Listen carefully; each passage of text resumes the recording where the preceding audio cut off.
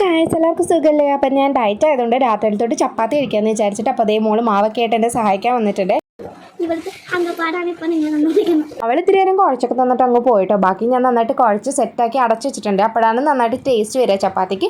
അതിനകത്തുനിന്ന് ഇത്തിരി മാവെടുത്തുകൊണ്ട് പോയിട്ട് ആൾ കുറച്ച് വെള്ളമൊക്കെ കലക്കി ഇരുന്ന് കളിച്ചുകൊണ്ടിരിക്കുവാണ് കേട്ടോ. അപ്പം നമ്മുടെ ഇവിടെ 2 ട്യൂഷന് വരുന്നുണ്ട് കുട്ടികൾ. അപ്പോൾ അവർക്ക് വേണ്ടി അനിയത്തി ട്യൂഷനൊക്കെ എടുക്കുവാണ്. ആ സമയം കൊണ്ട് ചപ്പാത്തിയുടെ ബാക്കി പരിപാടികളൊക്കെ ചെയ്യാനായിട്ട്. അപ്പം ഞാനൊരു 3 ഉണ്ടായിട്ട് എടുക്കുന്നത്. എന്നിട്ട് ടൈൽ വെച്ചിട്ട് തന്നെയാണ് കേട്ടോ പരത്തുന്നത്. പിന്നെ എവിടെ വെച്ച് പരത്തിയാലും ഇന്ത്യയുടെ ഭൂപടം പോലെ പരത്താനായിട്ട് വലിയ ഇതിൻ്റെ ഡെക്കറേഷൻ്റെ ഒന്നും ആവശ്യമില്ലല്ലോ. പിന്നെ ഞാൻ പൊടി യൂസ് ചെയ്യാറില്ല. അല്ലാണ്ട് തന്നെ എനിക്ക് അത്യാവശ്യം കുഴപ്പമില്ലാത്ത രീതിയിൽ കിട്ടാറുണ്ട് കേട്ടോ. ഷേപ്പ് മാത്രമേ കിട്ടാറില്ലാത്തേ ഉള്ളൂ. അപ്പോൾ അതേ നമ്മുടെ ചപ്പാത്തി 3 റെഡി ആയിട്ടുണ്ട്, സെറ്റ് ആയിട്ടുണ്ട്. ഞാൻ അതിൻ്റെ കൂടെ മീൻകറിയും സാമ്പാറും കൂടിയാണ് കൂട്ടി കഴിക്കുന്നത് കേട്ടോ. സൂപ്പറായിരുന്നു. മോളും എൻ്റെ കൂടെ ചോറ് കഴിക്കുന്നുണ്ട്. അതിനുശേഷം രാവിലത്തേട്ടുള്ള ഇഡ്ഡലിയുടെ മാവിന് വേണ്ടിയിട്ട് അടച്ചു വെക്കുകയാണ്. ഞാനിവിടെ സെപ്പറേറ്റ് ആയിട്ടാണ് പച്ചരിയും ഉഴുന്നും അടിച്ചു വെക്കുന്നത് കേട്ടോ. അപ്പോൾ കുറച്ചും കൂടി ടേസ്റ്റ് എനിക്ക് തോന്നാറുണ്ട്, നന്നായിട്ട് പൊങ്ങിയും വരും. അപ്പോൾ നിങ്ങൾ എങ്ങനെ ചെയ്യുന്നതെന്നുള്ള ജസ്റ്റ് കമൻറ്റ് ചെയ്യുക കേട്ടോ. അപ്പോൾ അതിൻ്റെ കൂടെ എൻ്റെ ചാനൽ സബ്സ്ക്രൈബ് ചെയ്യാൻ കൂടി മറക്കല്ലേ.